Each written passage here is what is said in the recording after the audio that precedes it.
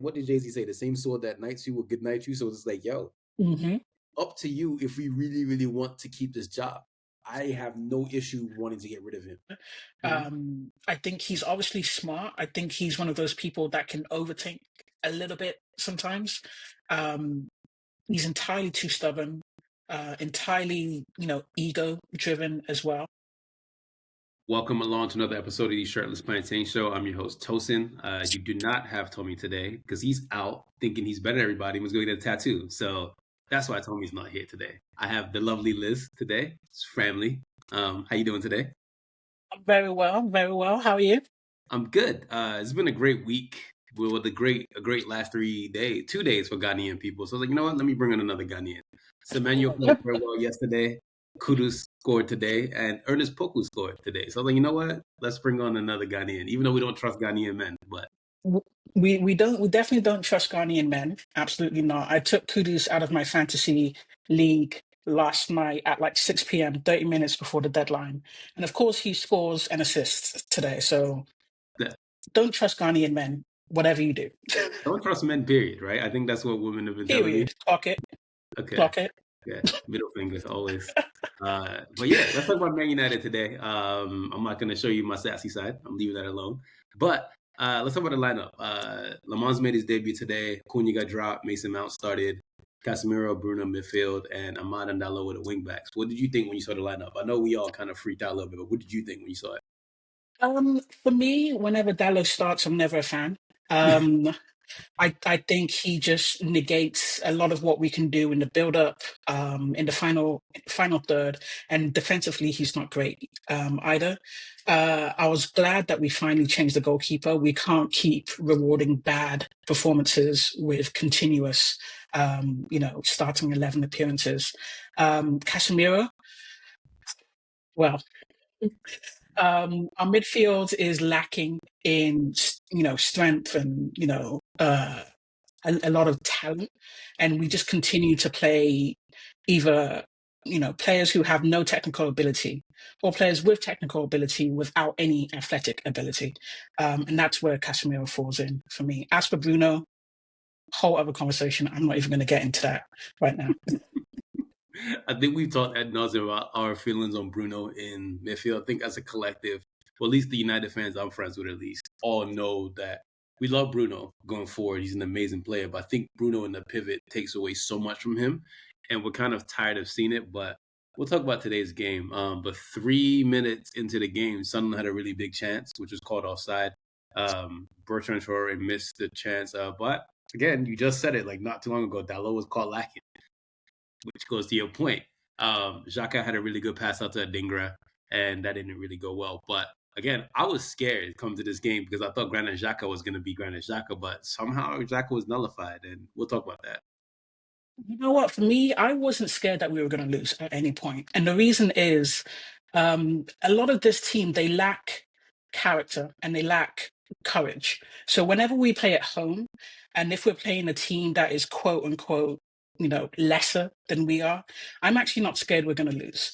It's when we go to away matches or when the team scores first and like Man United need to show some character, some grit, some determination. That's when I'm like, yeah, we're going to lose.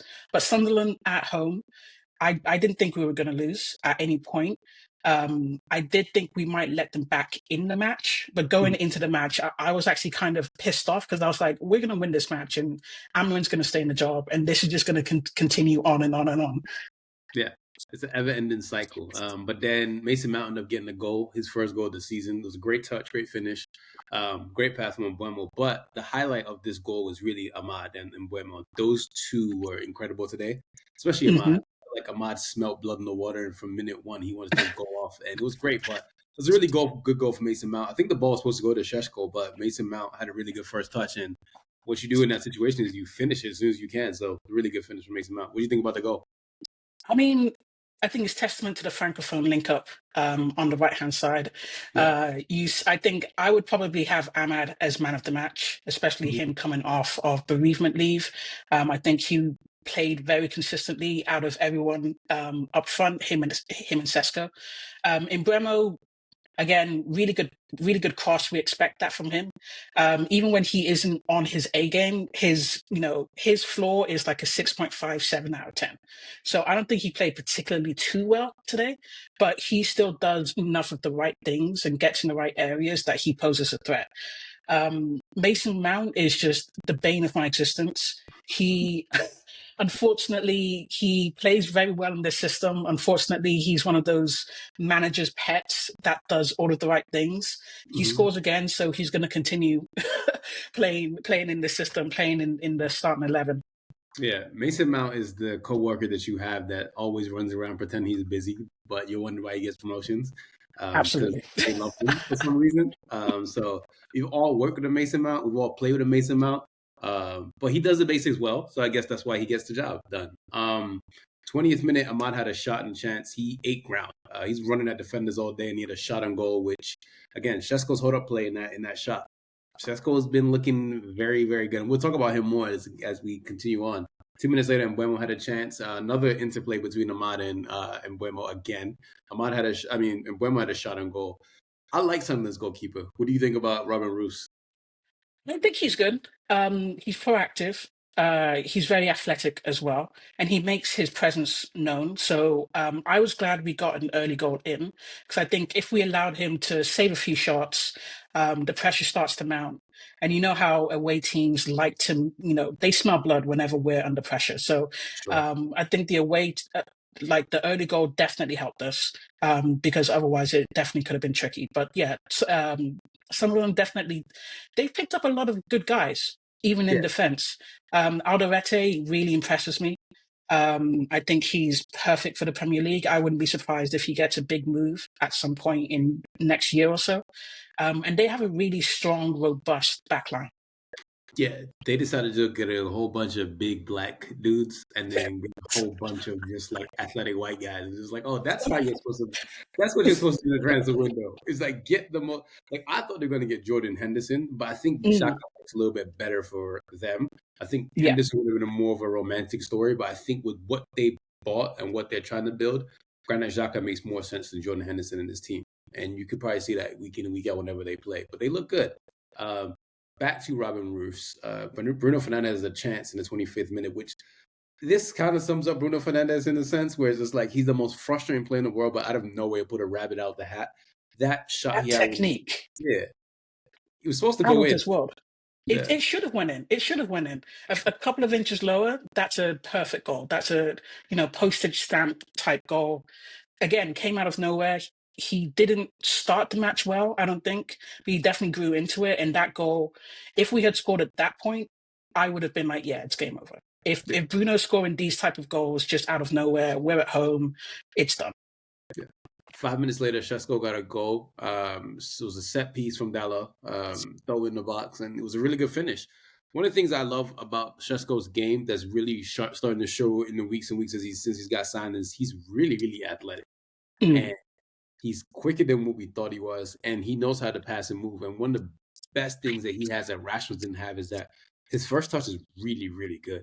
Like his first touch doesn't bounce around like a pinball. It doesn't really look like he's scared. His first touch is neat, and that's what you need as a professional football player. I'm sorry, like there are players who don't have good touches, but they get away with it because of their speed and because of their relentlessness.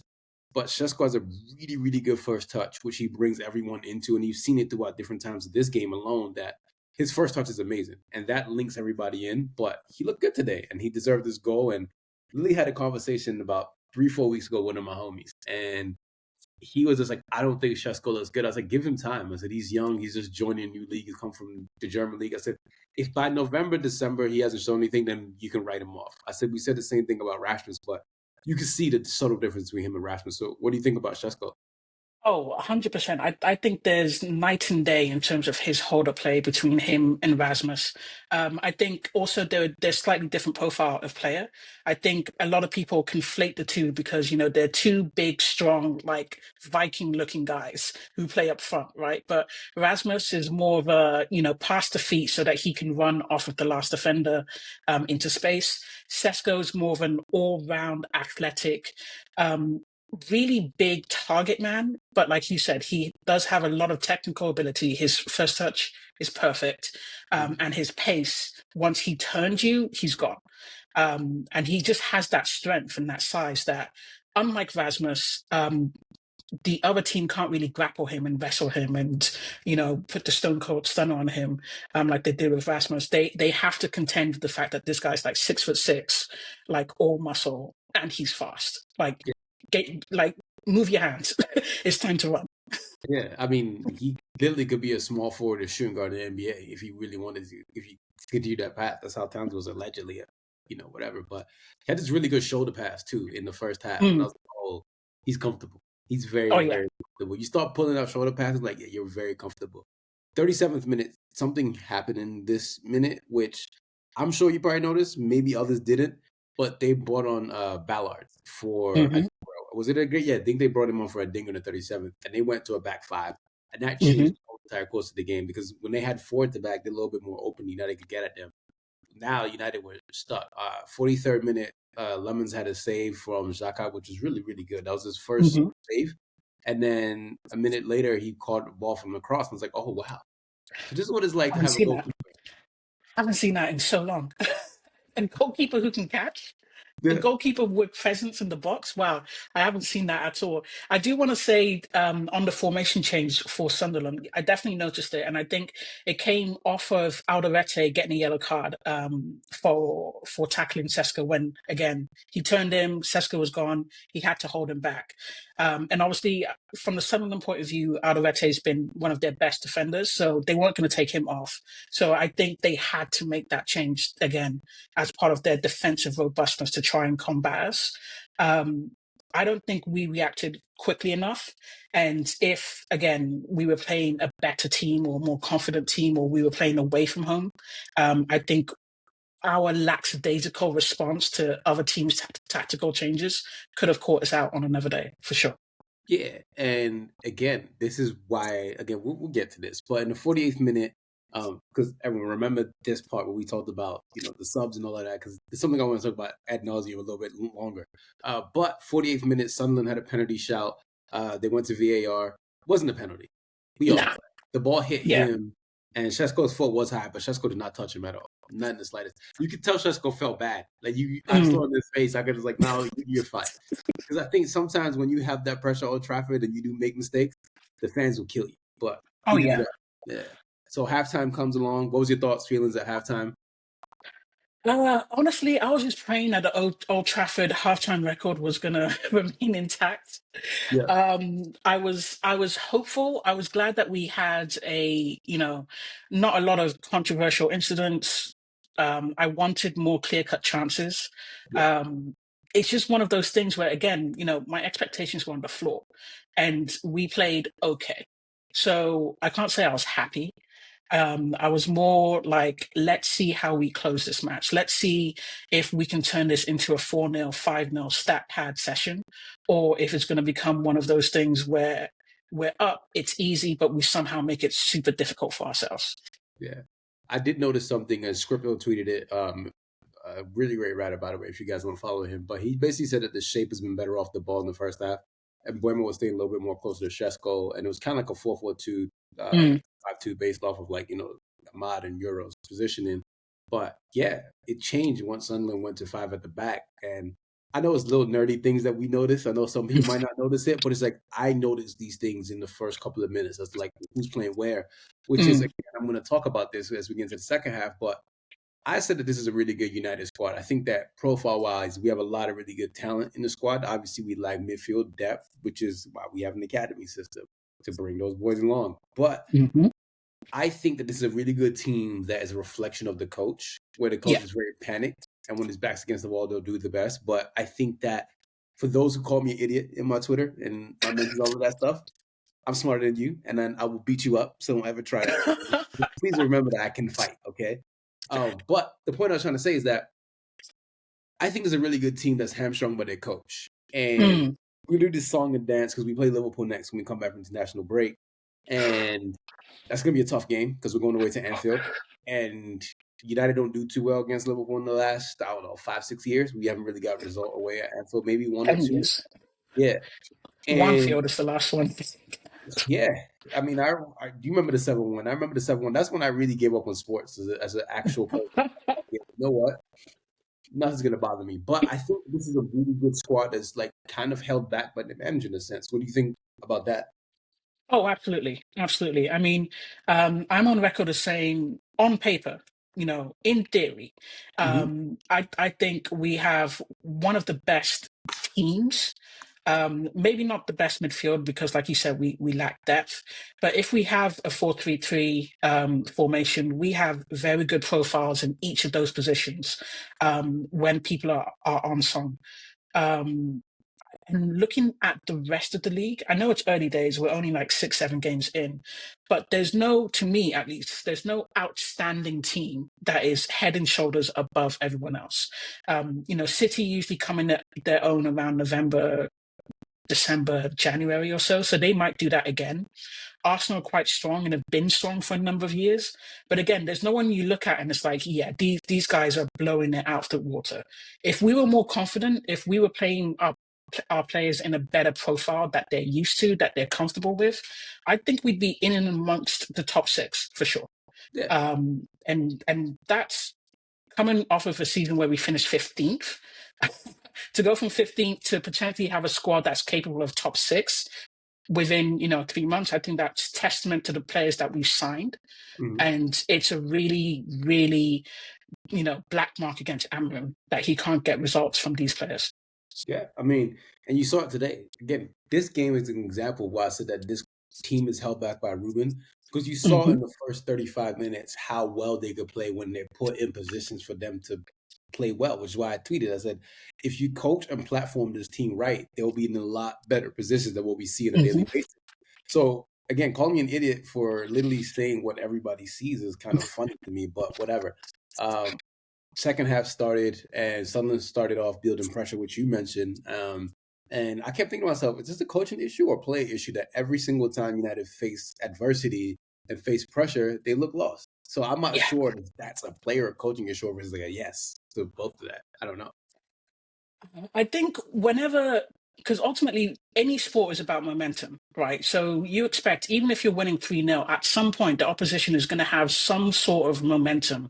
And it's on you as both the players and the coach to respond to that, right? I think we've seen too many times in the post Alex Ferguson era where we might be winning 2-0, 3-1, and it should be, a simple match. But as soon as the opposition score again, or they start applying pressure, or they come close, or whatever the case may be, their heads drop instantly. And you Mhm. can sort of see them collectively saying, here we go again. And then once that ticks off in their heads, everyone stops trying, nobody has a first touch, nobody can pass. And again, I'm not sure if it's a coaching issue or a player issue, but for me, everything starts with a coach, right? You will run through a brick wall if you believe in and are inspired by and motivated by your coach. Mhm. And I just think we have had a lot of coaches who, fall susceptible to the pressure. They don't show their bravery and they don't back up their players when it's time, when they need to, really. And we're seeing that with Amber. He throws everybody else under the bus whenever possible, except for him and his system. Everything else is wrong except for him and his system. And his goalkeeping coach as well. We need to see him up front. Clearly, we need to see him up front. 53rd minute, and Bueno had a chance, which he skied over, which I believe that pass was can't remember who passed him the ball, but it was a really good chance. It was Sesko. I believe it was Sesko passing Yeah, the yeah, it was Sesko. Yeah. I was trying to think in my head, like, yeah. Sunderland had another penalty shot where Lammens came off his line. It's a long ball. Traore got a yellow, which I don't even know how Bertrand Traore is still in the Premier League, but, it's good hustle if you can make it here. So shout out to Bertrand Traore for still finding a way to hustle and make it in the Premier League. Black Um, man got a job, man. You got to support that. except for black goalkeepers, which, Except for black goalkeepers, yeah. yeah, I think that some things just aren't for black people, and goalkeeping is not for us. No, we Oh, yeah. just Oh, yeah. literally get in the field. Like, what did Big Lotto say? Get in the booth. Get in the booth. Like, go, go rap. This is not for you to be a No, goalkeeper. it's true. No, it's true. 58th minute, your best friend has a cross, Diego Dallo, which yuck. I know you remember that cross because we spoke about that specifically. Yeah. Listen, Dallo again. What does he provide in the final third? Like every now and then he'll score some rocket of a goal, or he'll put in like I think he got an assist for the Sesko goal. But beyond that, we'll be in a position where I think that particular cross, that was when Mason Mount sort of hesied two players at once, turned them both. Pass into space, pass to Dallo, perfect cross. You had Sesko there, you had Ahmad there, you had Embremo there. And Hmm. what does Dallo do? Pass it to nobody. It doesn't even get close. Yeah. Like I felt insulted. Like I felt pissed off for those guys. Like I saw Sesko literally look to the skies above, like, what was that? And it's just one of those things where, again, if you're a fullback, if you're a wingback, whatever the case may be, that's your bread and butter. That's Hmm. where you want to be. You want to be in space. You want to be running onto a ball, and you want to see your teammates in the box, ready to sort of get on the end of any pass that you sort of throw in there. And if you don't help them, like, what are you good for ultimately? I don't look to my wingbacks for their defensive ability. I don't look to them for how fast they are. It's all in the little quality details, like your final third, Yeah. and Yeah. Dado has none. Does not. It's very frustrating. 64th minute, we had some subs. Dogu and Cunha came off Mason Mount and Dallo. I think Mount coming off, and I know some of us don't like Mason Mount. I think that game, kind of changed it a little bit. Mason Mount, he does a lot of the. Okay, let me say this about Mason Mount. Mason Mount does a lot of the teacher's pet work, but he works his ass off. Diego Dallo's a Mm. teacher's pet who doesn't do the work. If that makes sense. Yes, yes, yes. Yeah. Okay. So Lammens, 65th minute, came off his line quickly, which I have to say, very good debut from him. He looked very Mm. calm and composed. I know we made a joke when he first signed him. He looked like he had a bit of the tism, and I like that. I like when my goalkeepers are so unassuming and just look like if I ever saw them like at an account job, like any middle just job in America or any job, right? That's what he does. He looks like somebody who just does his 9 to 5, come home, eats his microwave dinner, and goes to bed. That's look like what Yeah, he. Yeah. yeah. He looks like a sitcom character from the 90s. Like he Yeah. looks like he could be in Seinfeld. And All ultimately friends. that's what I want. All friends, yeah. Yeah, looks like a stereotypical standard white guy, and that's all I want. Just do the basics, and he looked good today. He's clean off his Hmm. line, quick off his line. He wasn't scared of crosses.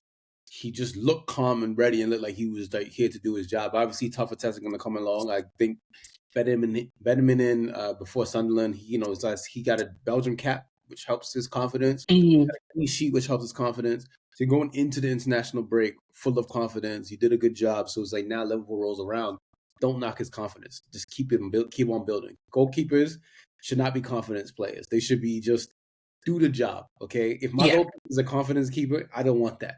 Onana was a confidence goalkeeper, and we saw what happened with that. So Anana was a terrorist in a lot of ways. First of all, francophone, Black African, you shouldn't be in goalkeeping, number no. one. Um, but back onto Lammens. I agree with every single thing that you said. I think he was really commanding in the box. One Mhm. thing I noticed, there was a lot of good communication between him and De Ligt. So you would see De Ligt often either head the ball or sort of clear the way to allow Lammens to sort of collect the ball. Mhm. That is something I haven't seen our back players do when Bindia and Onana was there. So I think there's already a lot more confidence from the defenders, or at least they're trying to instill confidence in Lammens, Mhm. and just allowing him to, command this area and be the one to be like, yep, I've got this guy's clear out the way. So I hope we continue to see a lot of that. And even, listen, again, for me, Anfield away, I'm not expecting a lot. If we win, of course, I'm going to be happy, but I'm not expecting a lot. Um, if we lose, I'm not going to put it on Lammens because, again, like you said, we need to give him time. He needs to bed in. It's a brand new league, brand new team, a team with low confidence as well. Mhm. Whatever happens, if we lose, it's never going to be on the goalkeeper. We just need to, allow the guys to bed in together and build up a rapport. Yeah. And then in the 65th minute, Mbuemo had a really bad pass off the counter. He went to Sesko instead of going out to Ahmad, who would have kept it pushing, and then Boat would have had two options in the box. Yeah. But yeah, it was just nitpicking, but I do wish he would have went out wide instead of going through the central. 69th minute, not nice because I'm sick of Casemiro. He had a shot end up in Sao Paulo, which Casemiro, man, he gives and he takes. That's his whole thing. He just Listen, gives. listen. By then, Uncle was tired. Okay. By then, he was tired. The Ozempic has worn off. He needed his cup of tea. Like he was gone. I think in Yeah, that there was like a 10 minute sort of bunch of time where Casemiro's passing was off. He was just passing to nobody, and allowing pressure. He was ball watching, leaving the midfield wide open for Bruno of all people to cover the space. And like you said, he wasn't even doing anything whenever he got a chance in the box. He was just he passed it to Sao Paulo. And he slipped. He got a yellow card. Like it was just there was no redeeming him at that point. Like at that point, you got to put Uncle to bed. It's done. yeah. He needed some Horlicks and a good hug and go to. That's what he needs. He Like needs go to some bed. Milo. Yeah, he needed something. Kobe Mano got some here nigga damn minutes. He looked pretty fly running around. By the way, Chelsea just scored on Liverpool. I know has nothing to do with what we're Ooh. talking about, but I looked at Who the corner of my scored? eye. I think it was Saicedo who scored. I'm trying to look now. Sorry, Yes. everybody. I know we're talking about United and this United podcast, but when shiny things catches my eyes, this is why black people shouldn't be in goal because we see shiny things.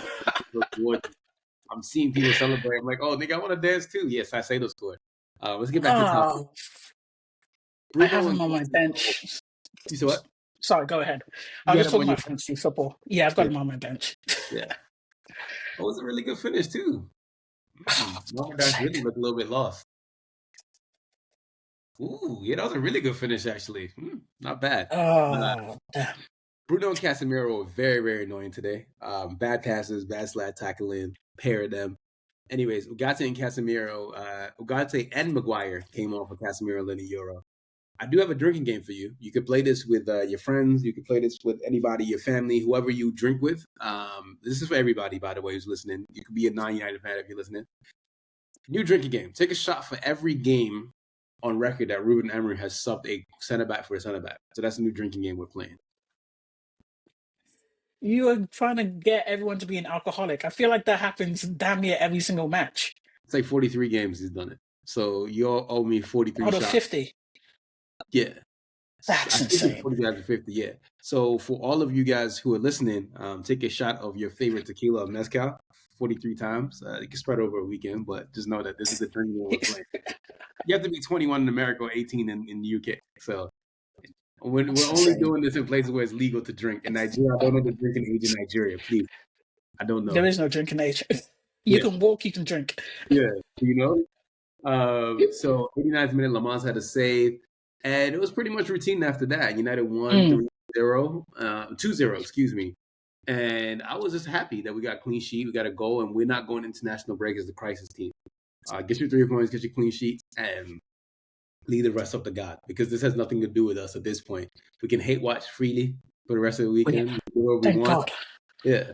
So Thank God. And whenever we go into international, because you know how United is, like we have all of the headlines, even when we're doing well, they're gonna bring up stories about whatever, whoever, Rashford for some reason, like Anthony's gonna start talking again. Who knows? So I'm just glad that the players did their jobs on the pitch. So whatever news concoction they're gonna come up with is gonna be off the field related. yeah, So at least they've done their part. yeah. So interesting to me, as an aside, still saw someone mention and say that what's it called, the best midfielder in the world. Besides Sato, it's Pedri. Okay, there's no other midfielder in the world that's better than Pedri. Let's Mm, let's leave that there. It's Pedri and mm, okay, it's Pedri and Vitinha, and everybody else comes after that. Just okay. just leave it alone. Leave it alone. I think Neves is in there as well. Yeah, well, those three, and leave it Mm, alone after that. But yeah, yeah. it's so interesting that we do get 3 points. We look calm, and hopefully there's no noise going into national break because I don't want to hear anything. be quiet, okay? Everybody, coaches, players, go to your national teams and just shut up, okay? Yeah. We did what we had to do, which was a job. A job today was to get 3 points, and that's all we needed was 3 points. And hopefully, we all know Ruben's going to be back for his national break. He's not going anywhere. We knew that. So Listen, it is what it is at this point. Our leaders in the club are not leading from the front. They're not being proactive. mhm. So as fans, we can only sit here. we can only support as best as we can, and with as much patience as we all have. But we know everything comes from top down, and those guys at the top, they're not doing anything Yeah. worthwhile anyway. Ruben was a bit sassy in his post interview, by the way. He Of said course. he said basically talking about his players. I know they don't want to change the coach all the time. Um, 3 consecutive wins at Old Trafford. That's how it should be at a big club. We lost the first one against Arsenal. We played very well. We're competitive at home, but you have to be competitive at home and away. What else has he said? I'm just reading the quotes. Nothing really interesting. He said, "There's no momentum with our team. For me, the frustration is not to see the same team home and away. We didn't play well in the second half, but we were focused." What else did this guy say? He talked about Lammens. He said, "I think he looks confident in the first game, but the important thing is the teammates help Sunday to have a good game. Lots of focus, not a lot of mistakes." So yeah, I mean, we should have known that those two players we signed in Sesko and Lammens were really good when they wanted to, one, ask to really get rid of Martinez for him. Two, they Hmm. wanted to, when they were selling Isak, they wanted to get Sesko. And one Hmm. coach I know can whisper very well to strikers is Eddie Howe. Eddie Oh yeah. Howe and Jason Tinder know how to talk to strikers. So once I realized those two boys that's where the teams I wanted to go, I was like, okay, we might have something in, We in these players. we So we definitely. I mean, you know me. I'm a football manager player, and Sesko's been one of those wonder kid buys since like Football Manager 2020 or so. Um, I think what was it? Ragnick sang his praises a few years ago as well. Like he's just been one of those guys that plays continental football, and a lot of people in the industry just quietly saying he could be one of the next ones. yeah. So I was excited for Sesko. Le Mans, I don't really didn't really know much about. I don't keep up with the Belgium league. I mean, what even is Belgium as a country, as a concept? I'm gonna say this. I'm gonna put on my right here, and I'm telling everybody this right now. If you have time, go watch the Belgian league. There are so many talented players in that league, which I am very, very week in and week out. I'm just like, whoa, he came from like, what's his name from Crystal Palace? Munoz. You know, Munoz came from the Belgian league. Mm, So okay. again, there's some talent in that league where I'm just like, I hey, mean, listen, there's talent in every league. There'll be talent that we find out, was playing like non-league Welsh football at the age of 19, and very then they just get, specific. I, I'm, you know me, I know. gotta support my local teams. Yeah. But yeah, there's definitely, if you're talented, you're going to get noticed, especially with how global football is nowadays. Mhm. But yeah, Le Mans, he just wasn't really on my radar. But For also, sure. I don't think the goalkeeping talent pool has been that great. Mhm. Since the likes of Neuer, Courtois, De Gea, all of those guys have sort of phased themselves out. I don't think the current crop that's up and coming has really been, setting the world alight. But, hopefully Lammens is, a diamond in the rough, and we've got something that we can have long term. Yeah. No, I mean, I'm just saying, like, for me, when I look at the Belgium league, I'm like, hey, there's some talents there. I don't There's a know, man. Have you been to Belgium? I don't want to go to Belgium. Okay, this is It's, just personal it's like the opinion size of after what Brooklyn. I've got a lot of friends who are Congolese. Okay, after what Oh, King okay. Leopold did to them people, like I'm not, I don't want to go. Reparations. Yeah, Nah, no, no, no, reparations no, for no, real. no. Like, so yeah, I don't know. It's very interesting to see all these young Dutch players. Like, I think what Netherlands has become, what the Dutch league is becoming, is like a really good feeder teams for coaches and players. I think there's a lot of talent there. But again, Mhm. we're talking about Belgium. I do not care about Belgium this much to talk about Belgium. So no, but Le Mans look No. good. We look good today in the first 35 minutes, I'd say. But again, it's just building on this. So I'm glad we have international break and get away from this club because I'm tired of talking my man. Listen, I think today is one of those wins where, if this was, I say this all the time, my football North Star is Alex Ferguson, right? That's what I compare everything to. Maybe it's not right because he was the greatest of all time. But if this was a win that we had under Alex Ferguson, is one of those routine wins. Is one of those wins where we're gonna win before the game even starts. Doesn't matter who starts. We're at home. Doesn't matter what form we're in, we should be winning this type of game. We don't need to play fantastic, amazing football. Um, I think for the current squad that we're in, I would have liked us to score a lot more goals just for confidence, right? Mhm. Just because I think we need to get the likes of Cunha up and running. Ahmed, he played very well, but I think he deserved the goal as well. Get Sesko a couple of good. He's a good long range like striker. This is the type of game where he could have tested the keeper a little bit more, in my opinion. But ultimately, I don't think we've learned anything new about the team or about the squad after this match. No, we It's can. it's yeah. Our next games is really we're going to be tested because we got Liverpool, Brighton, Oof, Forest, Tottenham, oof. and international break. So Liverpool, Brighton, Forest, Tottenham really, really is going to say everything about you. And then we Hmm. come right back to Everton, to Palace, to West Ham, to Wolves, and Bournemouth. And it doesn't get easy after that either. So it's just like, yeah, good luck. Godspeed, Ruben. The job is, like I've said a million times, right? Like Ruben on paper, technically, is one of the most talented young coaches in the world. That's what they call Ruben Hmm. now. He's very talented, but we haven't seen it. We've Hmm. had 50 games with Ruben and Amram in charge, and he hasn't had back-to-back wins, which is insane to Hmm. think about. They have invested a lot into this team. It's very top-heavy. We did want midfielders, but again, there's enough there to make it work in the academy. We Hmm. talk about Thwaites all the time. We talk about James Fitzgerald. We talk about both the Fletcher twins. We talk about Sekou Kone. These are relatively unknown players when it comes to playing in the first team, but you have to take a risk. That's Hmm. what the coaches do is they find gems. That's how they found Lamine Yamal. That's how they found, Hmm. you know, what's the other kid, Mark Bernal. So just how they're Hmm. finding all these young talents in Barcelona, like Joe Fernandez started the other day, which most people don't know who the hell Joe Fernandez is, but you give these kids chances, so you define who's the best. Like we have a kid, Samuel Lascelles. If we go back to a 4-3-3, Oh I yeah. think he's playing right back. I don't think he's good Oh enough to yeah. play right wing. So we have the talent. Is you have a coach who's bold enough to make these decisions to go play these players. So I like Ruben. I just want more from him, and it's literally in his hand. Like the same. What did Jay Z say? The same sword that knights you will good night you. So it's like, yo, Hmm. up to you if we really, really want to keep this job. I have no issue wanting to get rid of him. If he starts to have an uptick in form, good on him. If not, the job is, like we said before, this team and this league right now, it's open. Hmm.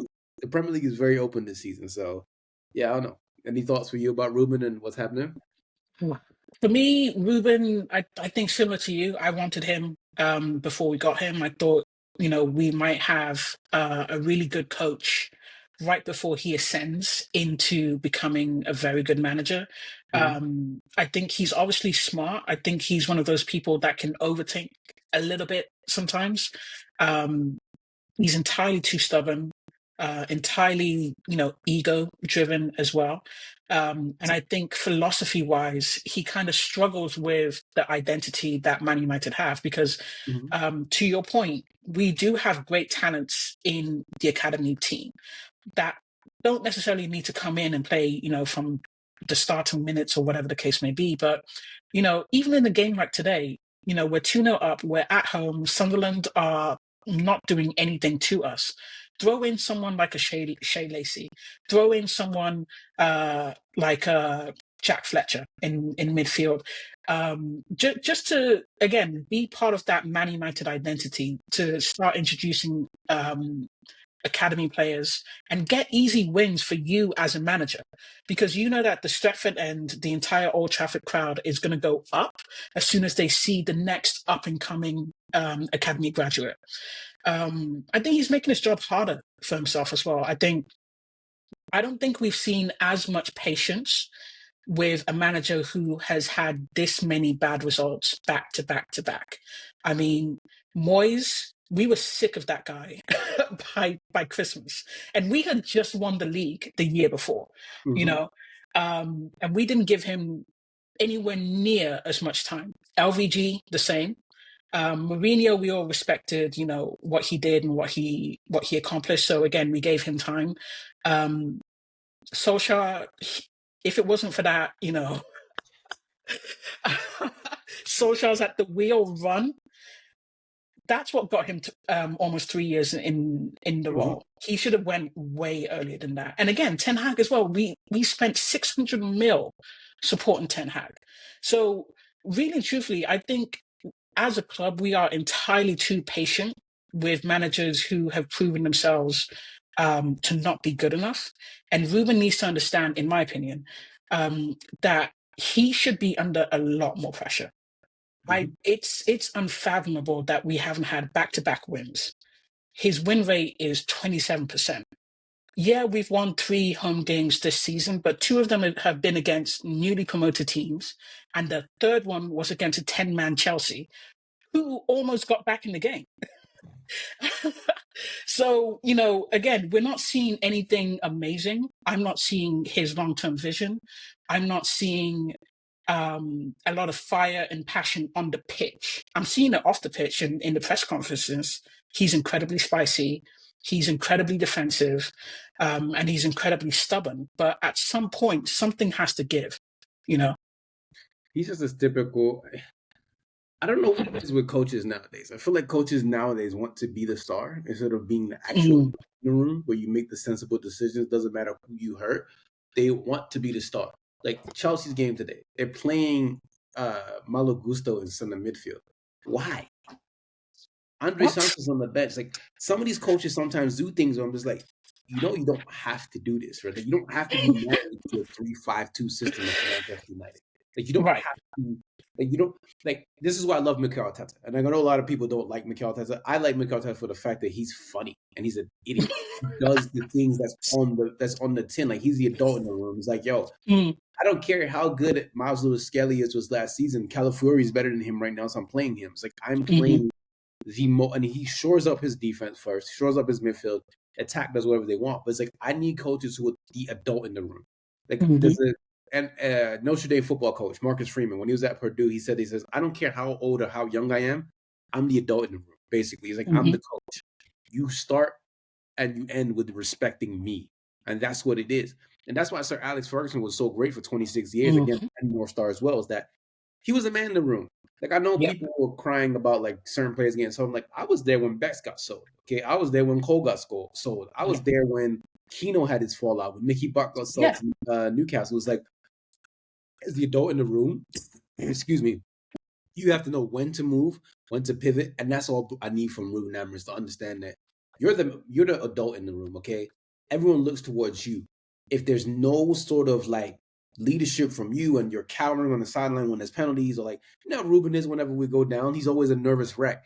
If I'm looking to the sideline and my coach is a nervous wreck, why would I care? You know, that's all I have to So, say. like he's just uninspiring, Mhm. and to your point, it's actually funny. I actually do think he thinks he's being decisive, right? So I do think he's making a stand by being like, you know what, I'm not going to change my system. You know what, Manu, you're not going to get in the team. Mason Mount, you're the first name on the team sheet right after Bruno.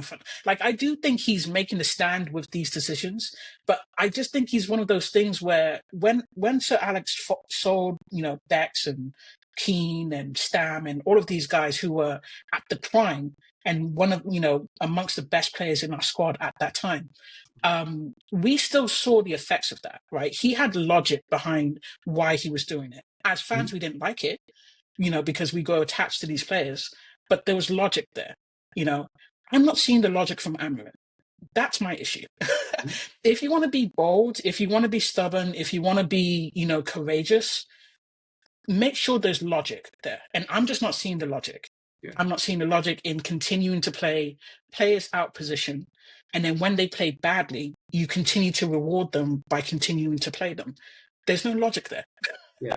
The last thing before we head out of here, it's so easy to make Man United fan love you. Like just play the academy players, have the players fight, a lot of shots on goal. United fans do not really care too much about the intricate nuances of like overlapping, underlapping runs. Like, mate, can you fight? Like, I hear people say this all the time. Like, Keno said it, Rooney said it, and I understand the need to fight, but that's a basic tenet when you're playing for Manchester United. You should know that. Where the difference is in any professional sport is coaching and the finer details, and that's where Man United are lacking. Is not for talent. It's obviously we know the Glazers, we know Ineos. We could talk about that ad nauseum, but when it comes to the coaching and the current squad right now, is the finer details, which is got a difference why Arsenal are constantly in the top four, which is why City in the top four, which is why Liverpool have been so good for so long. Is that their attention to detail with their coaching and getting players like Cody Hackpo did not look great anywhere else. I mean, well, he looked shaky, but then coaching brought him to the next level. Ryan Gravenberch, for example, went to Bayern Munich, was shaky there. Now Liverpool, he's heads and shoulders Liverpool's best midfielder. Mohamed Salah flailing in the wind elsewhere. He went to Fiorentina, came to England. So it's like getting the finer details and putting players in position and platforming them. If anything you've heard, that's literally what we all want. Platform your players, put them in the best position, and that's all I want. But he's not doing it, and that's why it's so frustrating. So we won 2-0, clean sheet, all that matters, international break. We can go in there with no crisis. It's great. Ghana plays international break. I know you're going to be a little bit stressed out. I'm already stressed out with Nigeria. Whatever. Anything else you're going to add before I we get mean, out of here? we're this close as Ghana. I mean, now we're this close to qualifying for the World Cup. I just hope the Bozo gene doesn't show up, because again, you can't trust Ghanaian men. So let's just pray for that.